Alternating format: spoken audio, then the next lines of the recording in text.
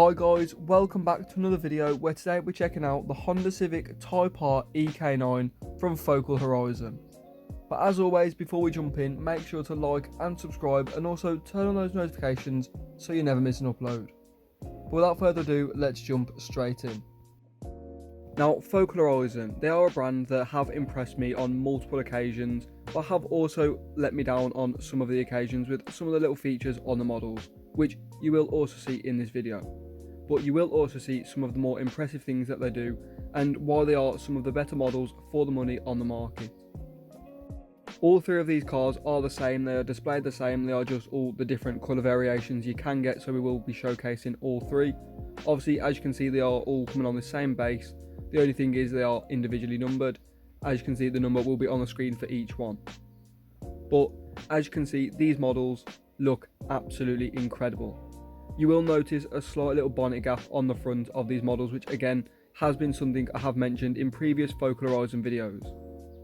Now, I did read something to do with the actual bonnet gap on Focal Horizon models, which was that the bonnets are supposed to be opened and displayed at all times, as obviously their engine is one of the most detailed parts of the models and what really makes them stand out. Now, I'm not 100% sure on this at all, so please don't quote me, and if you do know any more, please do let me know in the comments, as this is something that I did read about. There wasn't an official source from Focal Horizon or anything like that, so again, don't quote me, it's just an observation and something that I have read myself.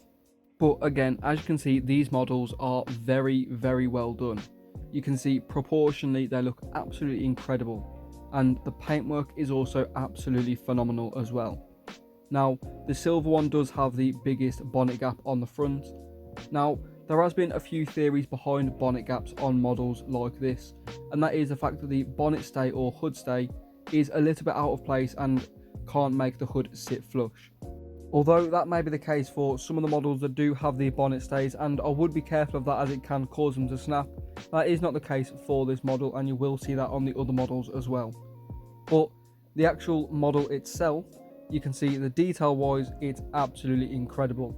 The Honda badges, the Type R, the proportion on the tail lights, the heated rear window feature, and obviously the main feature, like I say, the really detailed engine bay. You can see there, the detail on this is absolutely phenomenal, and you can also see the hood also has the pattern for an actual hood to make it more realistic when looking on the underneath. It's got the full structural design, which I thought was very cool. A nice little touch, including the strut brace as well. You will see the engine in more detail on other models, but you can see other details on this model, like the H on the wheels, which I think is really cool. Obviously very iconic, them Type R wheels. But as you can see, these models are screwed base as well, so you can fairly easily wheel swap them, and they also do come with brake discs, as you see. As we go through each colour variation, you can see each model does possess a level of detail that you can see with each colour. Obviously, with the white, you can see the decals are a lot more vibrant for the Type R on the side skirt, and you will also see that on the rear as well. Again, the wheels don't really move too well, but you can see they do roll somewhat. And again, like I did mention, the Type R does stand out a lot more on the white instead of the silver. Now, you can see again the tail lights are very nicely done, the level of detail is absolutely phenomenal, and you can see the interior as well, coming with the red bucket seats, same as the silver, which again is really good attention to detail, same as obviously the heated rear window, just adding to the realism, as obviously these little things do add up to make this model what it actually is. Now, obviously all of these models have the opening hood feature, and this one has a little bit of movement in the hood. Now, I'm not sure why that is, and as you can see, without the bonnet stay, the hood does keep falling down, which again isn't the best, but you can see the level of detail on the engine really does make up for it, and you can see that level of detail a lot more on this model. You can see the engine covers, the battery, all of the wiring and all of the pipework, everything is really prominent, and again it looks really cool. Now, as you can see, the bonnet gap isn't actually too bad on the white Type R. You can see it's a little bit more flush, just with a tiny bit of overhang, which isn't the end of the world. And as we move on to the third colour variation, the black model, you can see that the red on the bucket seats and the Honda badges really stand out, and same for the Type R again. the R is really prominent and looks really cool. You can see the wheels, again the standard white Honda Type R rims with the little H in the middle, which again is just really cool attention to detail. You can see the wheels, just like the previous ones, do move but not the best, and you can get a glimpse of that red brake caliper behind the wheel, which again just keeps adding to the detail. Now, as you can see on the rear, they haven't actually got a proper plate, they have just got the Type R badge, or the Type R plate should I say, which is quite cool, but if we was going for the full realistic effect, I would have preferred a proper plate. But with a model that has very good detail elsewhere, I will let that slide. As you can see, the opening feature again, very cool, and this bonnet does stay in place. As you can see, the engine really standing out on the black. You can also see the little bit of sticky tape on the side, which is used to open the bonnet, and it does come on the model. Now, you can either take that off or leave it on depending, because obviously it is there to stop or prevent getting fingerprints over the black paint, which can be a pain and is very much inevitable if you're handling the models. But you can see, again, these models look absolutely incredible.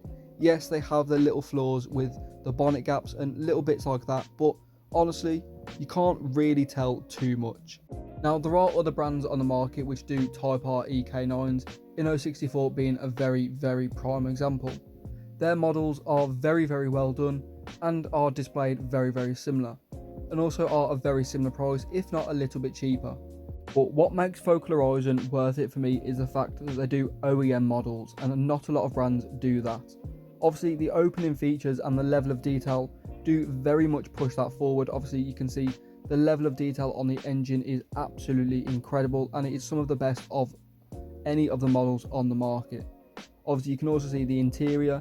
It's got little stuff like on the wing mirrors, it's got the mirror decal, the heated rear windows, the little H on the inside of the wheels. Also, you'll see on the engine bay just how detailed it really is up close.